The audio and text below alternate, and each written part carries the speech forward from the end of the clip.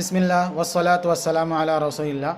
محترم سامعین کرام، حضرت عثمان رضی اللہ عنہ شہادت سے متعلق دوسری بات یہ بتانا ہے، اللہ کے رسول صلی اللہ علیہ وسلم کو حضرت عثمان کی اس وقت کے بعد جب سفیر بنا کر بھیجے تھے تو آپ کے بارے میں منافقین نے بات مشہور کر دی کہ حضرت عثمان کو شہید کر دیا گیا۔ تو اس وقت اللہ کے رسول صلی اللہ علیہ وسلم نے حضرت عثمان کی طرف صحابہ سے بیعت لی۔ ان الذین یبایعونک انما یبایعون اللہ ید اللہ فوق ایدیہم۔ میں بتانا یہ چاہ رہا ہوں اس میں، اس وقت بیعت میں اللہ کے رسول کا ہاتھ تھا، ان پر صحابہ نے ہاتھ رکھ کے بیعت کیا، وعدہ وفا کیا، تو اس پر پھر اس کے اوپر اللہ تعالیٰ نے کہا ید اللہ فوق ایدیہم، اس بیعت میں بھی شامل ہوں اور تمہارے ہاتھ پر میرا بھی ہاتھ ہے۔ اب میں یہ بتانا چاہ رہا ہوں، جس کا ہاتھ ایک ہاتھ اللہ کے رسول کے ہاتھ میں ہو، دوسرا ہاتھ اللہ کے ہاتھ میں ہو، وہ آدمی گمراہ ہو سکتا ہے۔ دنیا میں اگر ہاتھ بچے کا ہاتھ باوا کے ہاتھ میں ہو یا والدہ کے ہاتھ میں ہو تو وہ بچہ بھٹکتا نہیں، گم نہیں جاتا۔ تو وہ ہستیاں کیسے گمراہ ہو سکتی ہیں جن کا ایک ہاتھ اللہ کے رسول کے ہاتھ میں ہو، دوسرا ہاتھ اللہ کے ہاتھ کے ساتھ ملا ہوا ہو؟ وہ لوگ گمراہ کیسے ہو سکتے ہیں؟ یہ جو شیعہ حضرات تمام صحابہ گمراہ ہو گئے تھے، نبی کے انتقال کے بعد مرتد ہو گئے تھے الیاذ باللہ، ان کی بات کیسے مانے بتائیے؟ اللہ کا قرآن کہتا ہے ایک ہاتھ ان کا نبی کے ہاتھ میں، دوسرا ہاتھ اللہ کے ان کے ہاتھ کے اوپر، اللہ ان سے راضی ہے۔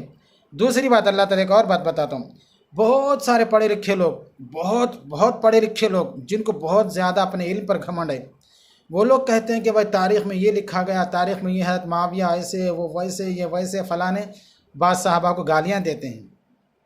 اللہ کو معلوم تھا، اللہ علام الغیوب ہے، میرے نبی کے غلاموں کے بارے میں لوگ کیا طعنہ کریں گے اللہ کو معلوم تھا۔ اس لیے اللہ نے کیا کہا قرآن میں، وَكُلًّا وَعَدَ اللَّهُ الْحُسْنَى۔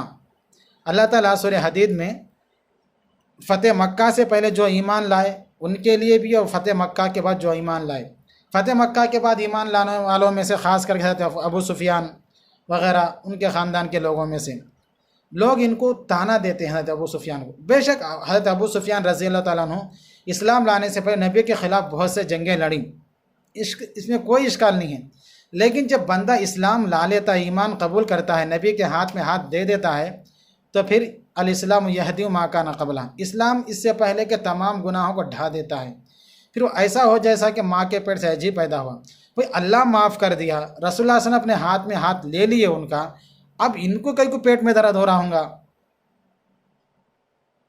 تو جو لوگ قرآن پر ایمان لائے ہیں، تاریخ پر ایمان نہیں لائے، اور صحابہ کرام قرآنی شخصیات ہیں، قرآنی شخصیات کو تاریخ کے آئینے میں، تاریخ کے ترازو میں اور تاریخ کے میزان پر نہیں تولا جاتا، قرآنی شخصیات کو قرآن ہی کے روح سے تولا جاتا۔ صحابہ کرام تاریخی شخصیات نہیں ہیں بلکہ قرآنی شخصیات ہیں۔ تو بہرحال اللہ تبارک و تعالی فتح مکہ سے پہلے جو ایمان لے کر آئے اور فتح مکہ کے بعد جو ایمان لے کر آئے، مہاجر و انصار ہو یا فتح مکہ سے پہلے یا بعد، فتح مکہ کے بعد جو ایمان لائے، ان تمام لوگوں سے جنت کا وعدہ کیا۔ وَكُلًّا وَعَدَ اللَّهُ الْحُسْنَى، حسنہ ای الجنہ، حسنہ کا ایک ترجمہ سورہ کہف میں بھی اللہ تعالیٰ کا جنت سے ترجمہ کیا۔ بعض لوگ کرتے ہیں حسنہ کا ترجمہ تم جنت سے کیسا کر رہے ہیں؟ سورہ کہف میں اللہ تبارک و تعالیٰ حسنہ کا ترجمہ جنت سے ہی کیا ہے۔ تو بہرحال تو میں یہ بتانا چاہ رہا ہوں، حضرت عثمان رضی اللہ عنہ کی برکت سے تمام صحابہ کو جو ہے نا اللہ تعالیٰ یہ شرف بخشا ہے کہ ایک ہاتھ اللہ کے رسول کے ہاتھ میں ہے صحابہ کا، دوسرا اللہ کے ساتھ میں ملا ہوا ہے۔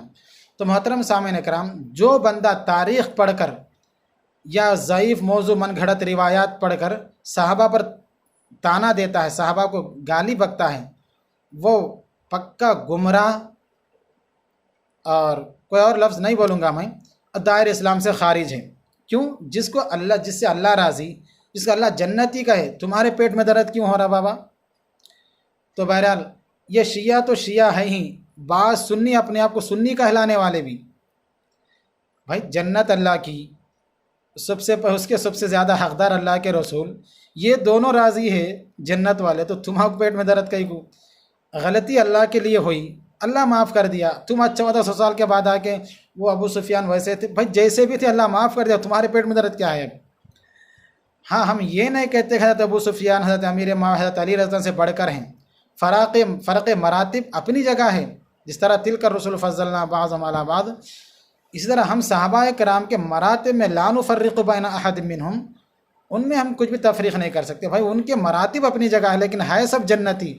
جنتیوں کو اللہ جس سے راضی ان پر بھونکنا، یہ جو ہے نا شیطان کی شیطنت کی علامت ہے۔ جیسے شیطان کو ہضم نہیں ہوا حضرت آدم کو سجدہ کرنا، آدم کی فضیلت کا، اسی طرح صحابہ کرام کی فضیلت کو ان شیطانوں کو کالے کرتوتوں، کالے کپڑے، جن کا من کالا ان کے کپڑے کالے، وہ سب کالے، ان کو بھی ہضم نہیں ہوا۔ بعض سنی جو سنیت کے روپ میں کالے ہیں، ان کو بھی ہضم نہیں ہو رہا۔ بہرحال ان کے حسد کرنے سے صحابہ کرام کا درجہ کبھی نہیں گھٹتا بلکہ بلند ہوتا۔ وہ اسلام کے خاطر جو کچھ کر سکتے تھے کر چلے گئے، اللہ قبول کر لیا۔ اب تمہارے تانے دینے سے اللہ کی قبولیت ناراضگی میں تبدیل نہیں ہوتی قیامت تک۔ السلام علیکم۔